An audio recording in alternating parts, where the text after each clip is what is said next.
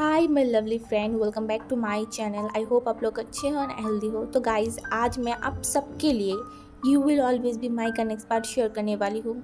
I know कि आज मुझे आई विल पनिश यू की नेक्स्ट पार्ट शेयर करना चाहिए था, बट मैं क्या बोलूँ। उस वीडियो को उस स्टोरी को जब मैंने शेयर किया था ना फर्स्ट पार्ट, मुझे लगा था कि आप सबको वो स्टोरी शायद पसंद आएगी, बट उसमें इतना कम रिस्पॉन्स आया था ना कि मुझे बहुत ज़्यादा डिसअपॉइंटमेंट फील हुआ। एंड मैं अभी ये सोच रहा हूँ कि मैं उसको स्किप कर दूँ, क्योंकि ऐसे वीडियोस को शेयर करने की कोई मतलब ही नहीं है जहाँ पे व्यूज़ नहीं आ रहा है, लोगों को पसंद भी नहीं आ रहा है। तो मैं सोच रही हूँ कि मैं उसको शेयर ना करूँ। बट फिर भी अगर आप में से किसी को पसंद है, आप लोगों को वो स्टोरी पसंद है, तो आप मुझे कमेंट करके बता सकते हो। और नहीं पसंद है तो भी कमेंट करके बताओ, क्योंकि मैं चाहती हूँ कि आप लोग जो चाहेंगे मैं वही करूँगा, ठीक है। तो ज़्यादा बात नहीं करते, you will always be my का नेक्स्ट पार्ट शेयर करते हैं।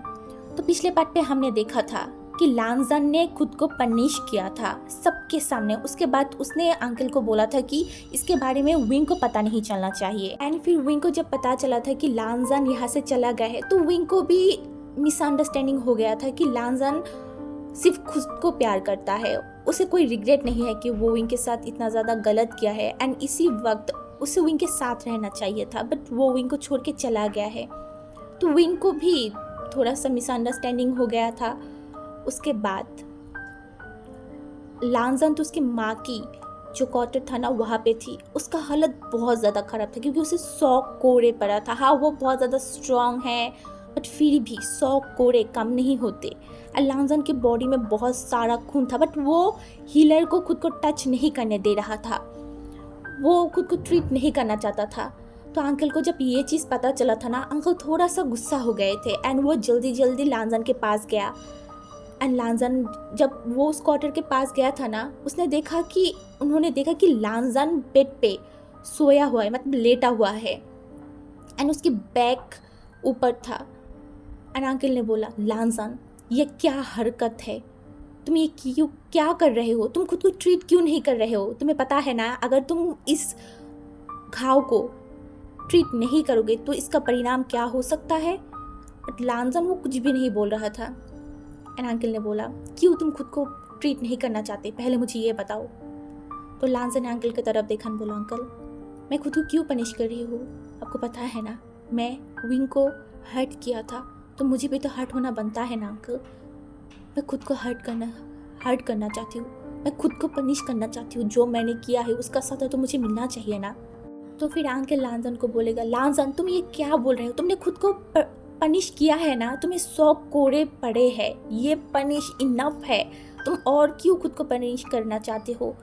अगर तुम ऐसे ही करते रहे ना तो लांजन बहुत बुरा हो जाएगा, तुम्हारी गोल्डन कोर में भी फ़र्क पड़ सकता है। लांजन तुम क्यों इस तरीके की बेवकूफ़ी कर रहे हो, तुम एक किंग हो, तुम इस लैंड क्लैन को संभालने की जिम्मेदारी तुम्हारी ऊपर है। तो तुम कैसे ये सब हरकत कर सकते हो लांजन। तुम्हारी खुद के पहले तुम्हें इस क्लैन के बारे में सोचना चाहिए था। एंड तुम क्या कर रहे हो लांजन। हाँ, मुझे पता है तुमने जो किया है वो गलत था, बट उसकी पनिशमेंट तुम्हें मिल चुका है। एंड अब भी मुझे लगता है कि तुम्हें खुद को ट्रीट करना चाहिए। एंड अगर तुम्हें रिग्रेट फील हो रहा है तो तुम उनके सामने जाओ, उससे माफ़ी मांगो। एंड लांजन बोला, अंकल मैं उसके सामने कैसे जाऊँ। मैं जब भी उसको देखा था ना अंकल, मुझे ऐसा लग रहा था कि मैं खुद को मार डालूँ। वो मुझे टच भी नहीं करने दे रहा था अपने आप को, वो मुझसे डर रहा था। अंकल मैं तो ऐसा नहीं चाहता था ना, मैं तो उसको कभी हर्ट नहीं करना चाहता था, मैं तो उसके पास रहना चाहता था बस। बट मैंने सब कुछ बिगाड़ दिया, सब कुछ मैं बिगाड़ दिया। मुझे पनिशमेंट मिलना चाहिए अंकल, मैं कोई ट्रीट नहीं करवाऊँगा। फिर अंकल उसे समझा रहा था कि लांजन तुमने जो किया था, तुम सेंस में नहीं थे, तुम शराब के नशे में थे, इसीलिए तुम वो सब हरकत किया था। हाँ, मुझे पता है कि ये सब ठीक नहीं था, तुमने जो भी किया वो गलत है, बट अभी तुम जो कर रहे हो ना वो भी गलत है। तुम्हारी और विंग के बारे में सोच रहे हो, बट तुम्हारे अंदर जो क्लैन्स है, लैंड क्लैन है, वो सब लोगों की क्या होगा लांजन। तुम्हें वो भी तो सोचना चाहिए था ना। तुम सेल्फिश नहीं हो सकते, तुम सिर्फ अपने आप के बारे में नहीं सोच सकते, तुम्हें सबके बारे में सोचना होगा लांजन। पहले तुम्हें तुम्हारी क्लैन, उसके बाद बाकी सब क्लैन के बारे में सोचना होगा, फिर तुम तुम्हारे बारे में सोच सकते हो। पहले तुम खुद को ट्रीट करो। मैं चाहती हूँ तुम जल्दी से ठीक हो जाओ, उसके बाद विंग देखेगा। एंड मुझे नहीं लगता कि विंग ज़्यादा गुस्सा है। एंड अंकल की तरफ लांजा ने देखा, बोला, अंकल मैंने देखा है उसकी आंखों में मेरे लिए नफरत, वो नफरत जो नफरत मैं कभी नहीं देखना चाहता था, वो मैंने देख लिया अंकल। मैं नहीं चाहता अंकल, मैं खुद को ट्रीट करना नहीं चाहता। मैं विंग की आंखों में कैसे आंखें मिलाऊंगा, मैं कैसे उसको देखूंगा। मैं पहले ही उसके फैमिली के साथ कितना बुरा किया था, एंड आज मैंने विंग के साथ जो किया है ना, उसके बाद मैं कैसे अंकल विंग के सामने जाऊंगा। एंड अंकल बोल रहा था, लांजन ऐसा कुछ भी नहीं है, तुम खुद को ट्रीट करो। फिर अंकल लांजन को बहुत ज़्यादा समझाया था। उसके बाद अंकल ने बोला था, अगर तुम खुद को ट्रीट नहीं किया ना लांजन, आई प्रॉमिस मैं विंग को इस क्लैन से बाहर निकाल दूंगा एंड उससे उसका क्वीन का पद भी छीन लूंगा। लांजन, तुम्हें पता है ना कि तुम्हारे बाद अगर इस क्लैन के बारे में कोई डिसीजन ले सकता है वो मैं ले सकती हूँ। तो मैं बोल रहा हूँ तुम खुद को ट्रीट करो या फिर तुम परिणाम भुगतो, मैं विंग को बाहर निकालवा दूंगा। एंड लांजन शॉक हो गया था। बोला, नहीं अंकल, आप ऐसा नहीं कर सकते, मैं मेरी विंग के साथ आप ऐसा नहीं कर सकते, बिल्कुल भी नहीं। तो अंकल बोले, तो खुद को ट्रीट करवाओ एंड जल्दी से क्लैन में आ जाओ एंड क्लैन की जिम्मेदारी संभालो। समझ में आया ना तुम्हें? एंड मैंने आज सुन लिया कि तुम खुद को ट्रीट नहीं कर रहे हो, बट आज के बाद मुझे लांजन ये पता चला ना कि तुम खुद को ट्रीट नहीं करना चाहते, खुद को हील नहीं करना चाहते, तो फिर इसका परिणाम तुम सोचने ला। उसके बाद अंकल वहाँ से चला गया था एंड दूसरी तरफ हमारी विंग, उसका तबीयत ठीक नहीं था क्योंकि उसकी बॉडी में बहुत ज़्यादा पेन था। एंड विंग को इतना ज़्यादा पेन और क्यों हो रहा था? क्योंकि उसका 16 साल नहीं हुआ था एंड उसका फर्स्ट हीट भी नहीं आया था, इसीलिए विंग को और भी ज़्यादा पेन हो रहा था उसकी बॉडी में। एंड उसके साथ जो ओमेगा थी ना, ओमेगा सर्वेंट, वो विंग को बहुत अच्छे से ट्रीट कर रहा था, विंग की देखभाल कर रहा था। बट विंग पता नहीं क्यों लांजन के बारे में ही सोच रहा था। उसे आज बहुत ज़्यादा डिसअपॉइंटमेंट फील हो रहा था कि लांजन उसे छोड़ के चला गया, उसका हस्बैंड उसे छोड़ के चला गया इस हालत में। इसी तरीके से ही विंग धीरे धीरे ठीक हो रहा था एंड लांजन भी धीरे धीरे ठीक हो रहा था। 1 हफ्ते बीत गया था, विंग बहुत ज़्यादा खुद को रिकवर कर लिया था, बट वो कभी कभी लांजन के बारे में सोचता था एंड उसे अच्छा नहीं लगता था। एंड अंकल हमेशा विंग के पास आता था, विंग से बातें करता था, फिर वो चला जाता था। ये हर दिन होता था कि अंकल विंग के पास आता था एंड विंग को भी अंकल से बात करके अभी अच्छा लगता था। एंड अब विंग हमेशा हर शाम को लांजन के बैकयार्ड में जाता था, जो जिंशी के पीछे था। एक छोटा सा पॉन्ड था वहाँ पे, जहाँ पे विंग जाके बैठ जाता था। उसे बहुत ज़्यादा रिलीफ फील होता था वहाँ पे बैठ के। एंड विंग वहाँ पे बैठ के भी ना, वो हमेशा लांजन के बारे में, विंग को लांजन के बारे में सोचना पसंद नहीं था।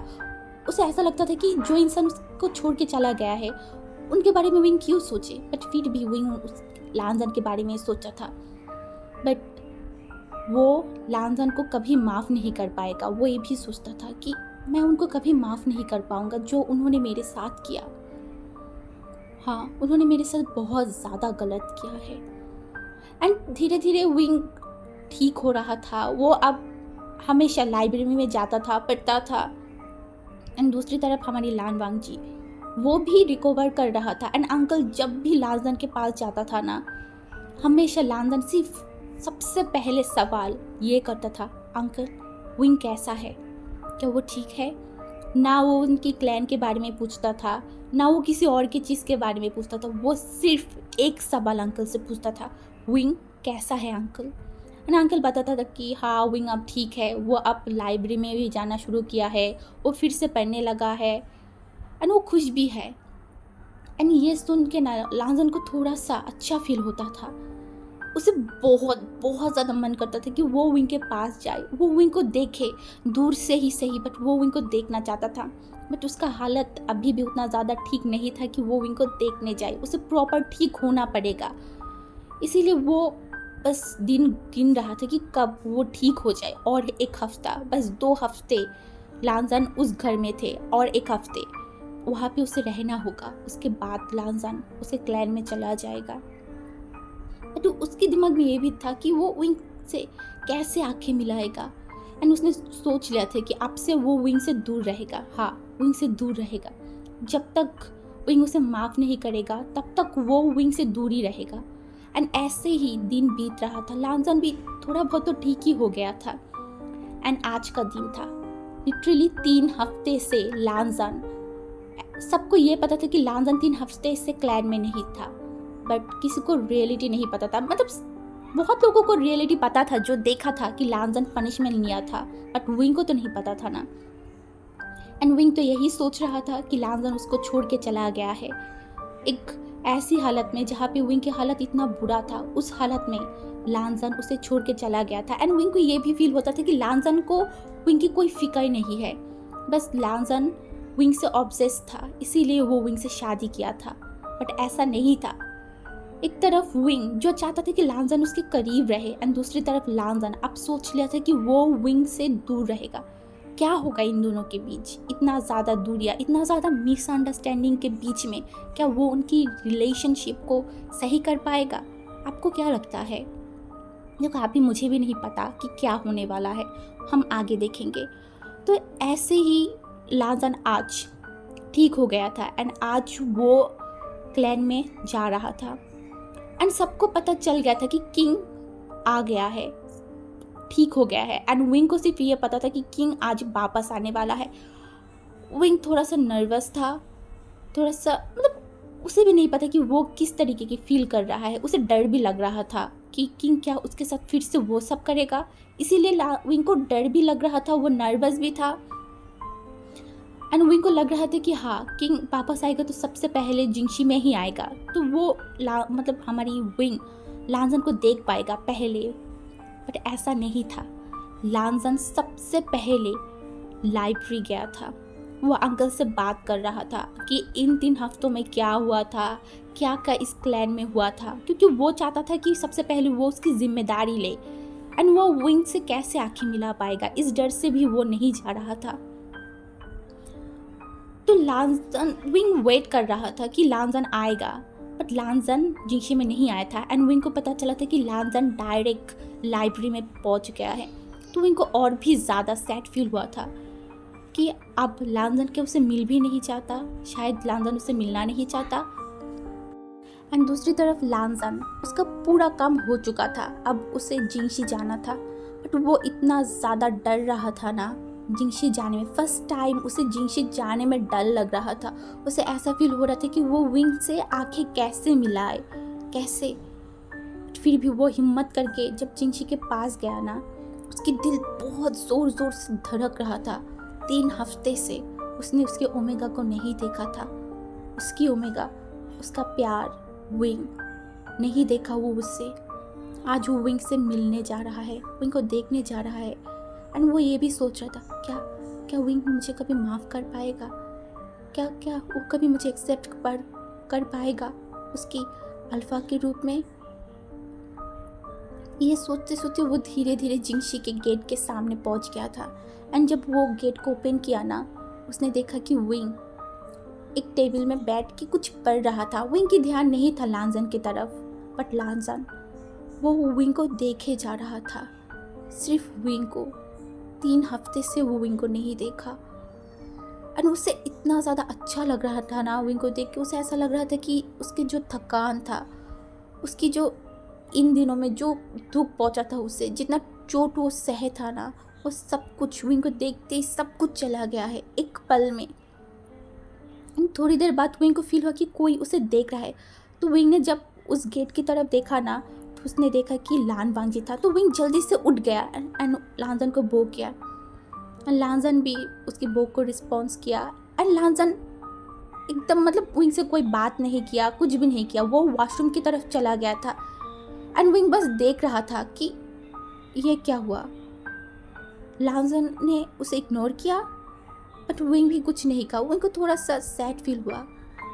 उसके बाद लांजन आधा घंटा उस वॉशरूम में था एंड वो खुद को समझा रहा था कि लांजन, तुम्हें विंग के करीब नहीं जाना है, तुम उससे दूर रहोगे, जितना दूर हो सके उतना दूर रहोगे।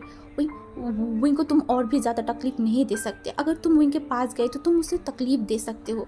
हाँ हाँ, नहीं, मैं विंग के पास नहीं जाऊंगा। वो खुद को ये समझा रहा था एंड दूसरी तरफ विंग जो सैड फील कर रहा था कि लांजन उससे बात भी नहीं किया। वो इतनी दिन बाद आया है, वो विंग से थोड़ा सा खैरियत पूछ लेता, बट लांजन ने ये नहीं किया। ये चीज़ से विंग को थोड़ा सा तकलीफ फील हुआ था कि लांजन ऐसे कैसे कर सकते हैं। उसके बाद लांजन जब वॉशरूम से वापस आया ना, वो एंड उसी वक्त एक सर्वेंट आया एंड बोला कि खाना आ गया है। तो लांजन ने भी खाना बोला अंदर लेके आओ। फिर वो दोनों खाना खाया एंड लांजन ने विंग को बोला अब सो जाओ। तो विंग तो बेड पे जाके सो गया था, बट उसने देखा कि लांजन उसके साथ नहीं सोया था। वो अलग सोने के लिए जो जिंगशी में एक अलग कमरा था ना, वहाँ पे चला गया है।